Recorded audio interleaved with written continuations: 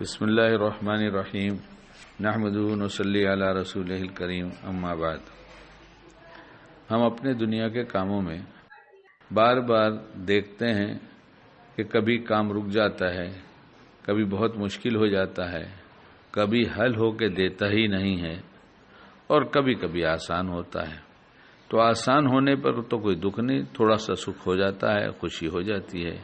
لیکن یہ جو بار بار میں نے کہا کہ مشکلیں آتی ہیں، اس کے لیے تو بہت ہی زیادہ الجھن ہوتی ہے، نہ جانے کتنا ٹینشن ہوتا ہے، نہ جانے کتنا چڑچڑاپن ہوتا ہے، نہ جانے کتنا غصہ بڑھ جاتا ہے۔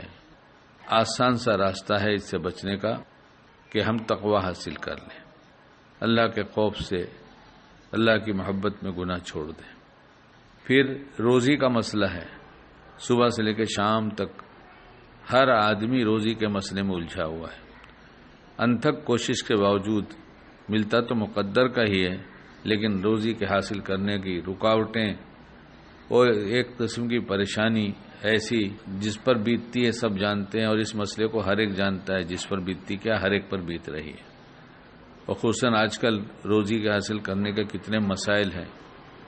ایک کام کر لیں سارا مسئلہ حل، تقوی حاصل کر لیں، اللہ کے خوف سے گناہ چھوڑ دیں، کام آسان ہو جائے گا، روزی آسانی سے مل جائے گی، اور پھر دنیا میں بھی چین سکون حاصل کرنے کے لیے اور آخرت کی بھی سب راحتیں پانے کے لیے گناہوں کو چھوڑ دینا اور گناہوں کو معاف کرا لینا اللہ سے۔ چھوٹتا نہیں تو توبہ کرتے رہے، معاف ہوتا رہا۔ ہر توبہ پر آدمی گنہگار جو ہے وہ متقی بن جاتا ہے۔ گناہ ہوتا ہے، انسان توبہ کرتا ہے، اس کا نام متقیوں میں لکھ دیا جاتا ہے۔ یہ نہیں کہا گیا کہ گناہ نہیں کرے گا، بلکہ گناہ کے بعد توبہ کر لیتا ہے، اس لیے متقی ہو جاتا ہے، متقی کے سارے گناہ معاف ہو جاتے ہیں۔ اور تقوی والے کے قلب کے اندر اللہ ایسا نور پیدا کر دیتے ہیں، حق باطل کی ایسی تمیز عطا فرما دیتے ہیں کہ یہ متقی ہر دھوکے سے بچ جاتا ہے۔ اس لیے ہر مشکل آسان، روزی کا مسئلہ حل، سب کام آسان، سارے گناہ معاف، دھوکے سے حفاظت اور جنت کا مستحق۔ رمضان میں بہت آسان ہوتا ہے، چونکہ نفس کمزور ہو جاتا ہے، وہ شیاطین سب قید کر دیے جاتے ہیں، اور جو چھوڑبھئیے گھومتے رہتے ہیں ان کا کوئی اثر ہوتا نہیں۔ اتنی عبادت بڑھ جاتی، اتنا اللہ کا نام بڑھ جاتا ہے، اتنا اللہ کا پاک کلام پڑھ جاتا ہے، لوگوں کی زبان جو کبھی سال بھر نہیں پڑھتے قرآن، وہ بھی کچھ پڑھنے لگتے ہیں، اور تراویح میں تو سبھی سننے لگتے ہیں۔ سب پڑھتے نہیں تو سنتے تو سبھی ہیں۔ سننا بھی نافع ہے، پڑھنا بہت نافع ہے۔ اس لیے اس رمضان میں ہم یہ طے کر لیں کہ ہم کامل متقی بن جائیں گے، اور بہت آسان، پہلے بھی کلپ میں بتایا ہے کہ متقی رہنا ایسے ہی آسان ہے جیسے باوضو رہنا، کہ وضو ٹوٹ گیا تو پھر بنا لیا، پھر باوضو ہو گئے۔ ایسے متقی رہنا، تقوی والا رہنا بہت آسان ہے کہ تقوی ٹوٹ گیا، گناہ ہو گیا، فوراً توبہ کر لیا، پھر متقی بن گئے۔ تو یہ سب چیزیں جو ہم نے ابھی گنایا آپ کے سامنے، یہ سب تقوی والوں کو حاصل ہوتی ہے۔